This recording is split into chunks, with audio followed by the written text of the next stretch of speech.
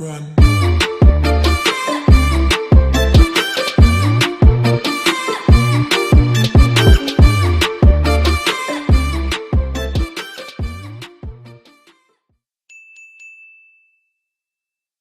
We see more Brighton than City. City was just in playing like, maybe possession of balls, just control it. But unfortunately, like Shreya was saying, they don't face a good team, because if they faced a good team today, maybe, can be out. But I'm happy as City fans we win it and let's go into the final. They're in the FA Cup final and that's all that matters. So Brighton, I mean, they huffed and puffed towards the end. It was kind of predictable. We thought they'd have a go in the last 10 minutes, but must be frustrating playing up front for that team.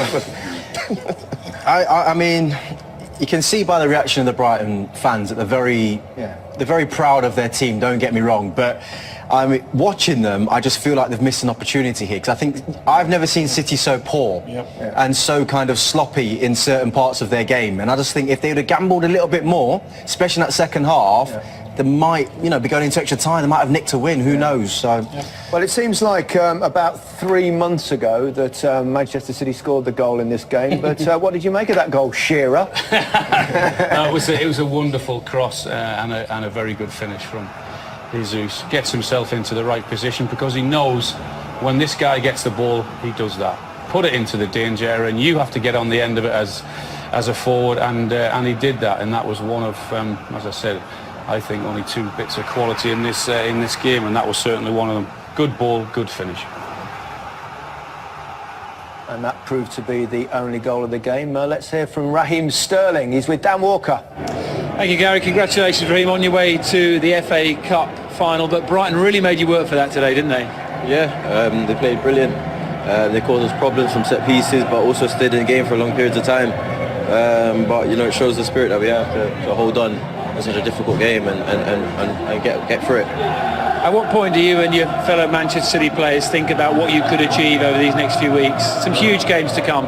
Yeah, some huge games, but we just look forward to the next one now on Tuesday. That's the most important game now, and we focus solely on that. I know you were in the dressing room. We spoke to Mohamed, to Zainab, to Mohit and to Ahmed, just 4 of the 500 or so lads and lasses from your old school who were here at the game today, paid for by yourself. Why was that so important to you? It was just something, growing up in Wembley, and sometimes when there was games on, I could only watch it from the TV.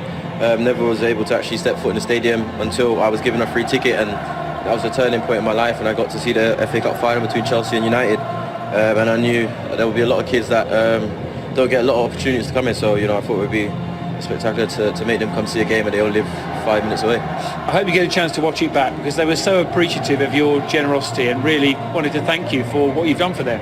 Oh yeah, no, as I said, that's the most important thing, is to make them come and experience a day like today. You have to do it for the final again now. Hopefully, yeah. Well done, congratulations. Cheers. You might struggle to get 500 tickets for the final. It's not that easy. Manchester City remain on course. Yeah, they're doing what they have to do. Well, that's the good thing about it. They don't and didn't have to play very well today. And you said it at the final whistle. They've set the bar so high with some of their performances. It wasn't like that today, but it was enough. They got through to the final. That's all they had to do. Every team has an off day, and if you can win in those off days, that's a really good sign, Yaya. Yeah, definitely. I think they are on it. They are still on there again, and we're looking forward, because on Tuesday, important game, Tottenham, strong team, better team than Brighton.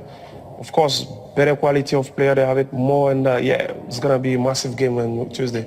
Hopefully, we're gonna try to. We'll see. They'll have to play a lot better against Tottenham than they did here today. They will. I can guarantee that. I just think that they're playing at 50% now, City. They're going to start stepping it up, ramping it in as we go into the season, though. And sometimes it's easy to play against teams that are of a higher stature or better sides, because they come out at you. Correct. And it creates a bit more space. I think Brighton can bring you down to their level sometimes by sitting off. That game against Spurs is going to be fast, furious, atmosphere is going to be lively, and they'll have the energy back in their team. Yeah. You still say they won't do all 4? I don't think they will. I mean, it's a huge ask. I'd love to see them do it, but I don't think they will because of the Champions League. No. Okay, Jermaine, thanks very much. Alan, thank you. And Yo-Yo, thanks very much for coming in. Thoroughly appreciate it. Thank you very much. Congratulations. I really enjoyed it. And that's it from us. So Manchester City are through to the FA Cup.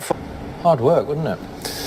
It was a tough game for City. I think Brighton put everything they could into it. Probably they had one opportunity maybe when Laporte cleared it off the line, but apart from that they huffed and puffed and put the pressure on, but never really created that in too clear cut. But yeah, certainly City weren't at top level today, so it made for an interesting battle today. Gives everyone else hope who's got to play City in the next few weeks. It does, and they've got some tough games coming up, haven't they? It's a relentless schedule that they've got.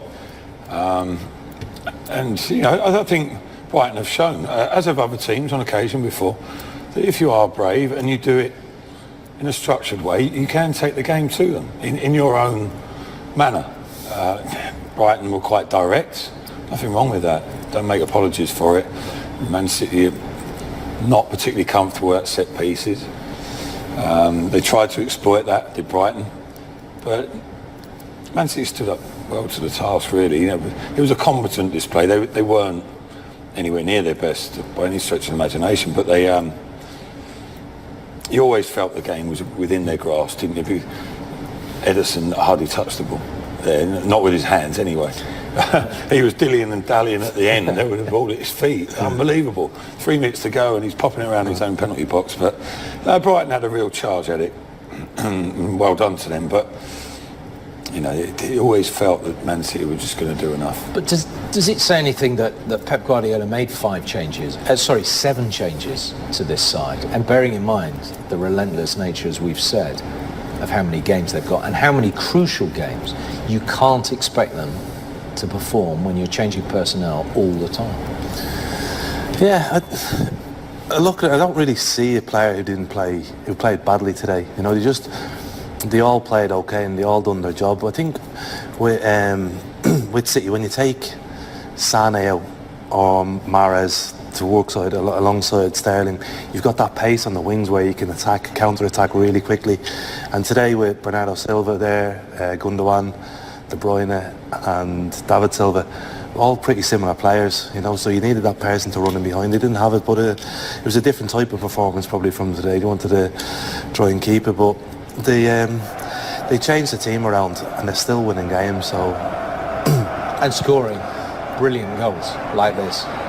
Yeah, it's a wonderful pass in by De Bruyne. It's brilliant. It's just, we've seen him doing it so many times. When he's in that position at that sort of angle, he can find that space brilliantly well, and Jesus reads it, he understands where it's going to be, and a low stoop and header into the goal. I think the standards, sorry Angus, the standards that they've set, because they're so high, you see them today and you're disappointed. You think, well, that was a poor performance. They won a FA Cup semi-final 1-0 against a spirited opponent, and those examples of top-class quality were few and far between today. But if you judge that by a mid-table Premier League team, that wasn't too bad a performance.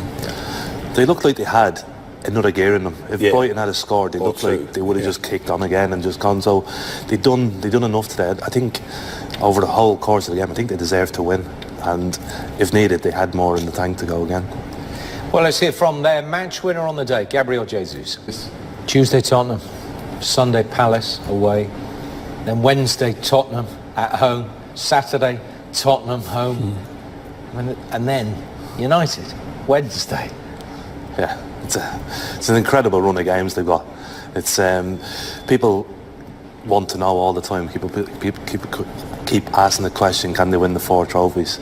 You look at that run of games and you think, can they win them 5 games? You know, it seems very difficult. Yeah, exactly. You look at that and you go, actually, it's nigh on impossible, isn't it? Yeah, it sounds like a big ask, doesn't it? But taking each game individually, as Guardiola mentions regularly, if he can genuinely get his players to have that mindset, they've got a chance. They won the last 14, is it? Why not? You know, why can't you go and win the next 5? They're capable of it. The odds of it probably pretty long. achieving the quadruple will be even longer. Although they're diminishing at the moment, aren't they? They're shortening game by game. As difficult as the games are, if you then put it into the fact it's all in 15 days, makes it seem even more ridiculous. That stage of the season. Yeah, as well. it's every 3 days you've got to. If any team can do it, it's them. Yeah. If anything, because they do have the depth and the quality within the squad. But even for them, I'd like to see them do it. Cause I'd like to see perfection happen in sport. I like whether it was Muhammad Ali in boxing, Ian Botham in cricket, for those of you who know him or can remember him, but people like that, Ronnie O'Sullivan in snooker, I'd like to see that happen. Man City are probably as close as you can get at the moment. I don't know, they've got the opportunity to do something special.